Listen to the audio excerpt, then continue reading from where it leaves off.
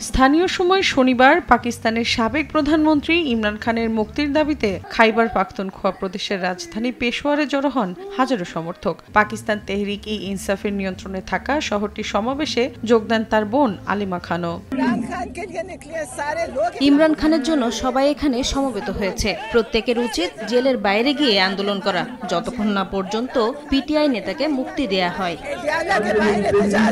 ইমরান খানের মুক্তির দাবিতে কড়া বার্তা দিয়েছেন খাইবার পাখতুনখোয়ার মুখ্যমন্ত্রী আলী আমিন গান্দাপুর। তার সরকার প্রদেশটিতে কোনো সামরিক অভিযান সমর্থন করে না বলেও স্পষ্ট বার্তা দেন তিনি। আয়োজকদের দাবি শুধু খাইবার পাখতুনখোয়া নয়, পাঞ্জাব, সিন্ধু, বেলুচিস্তান, গিলগিত বালতিস্তান ও আজাদ কাশ্মীর থেকেও ব্যাপক সমাগম ঘটেছে সমর্থকদের।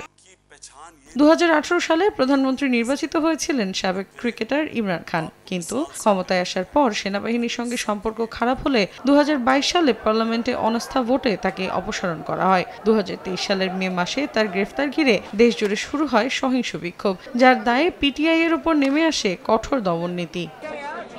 ইমরান খানের দাবি, তার বিরুদ্ধে সব মামলা রাজনৈতিক উদ্দেশ্য প্রণোদিত। সেনাবাহিনীর মদদেই পিটিআই ভাঙার চেষ্টা চলছে। এরই মধ্যে শত শত নেতাকর্মী ও পার্লামেন্ট সদস্য 2023 সালের বিক্ষোভ সংশ্লিষ্ট অভিযোগে দোষী সাব্যস্ত হয়েছেন।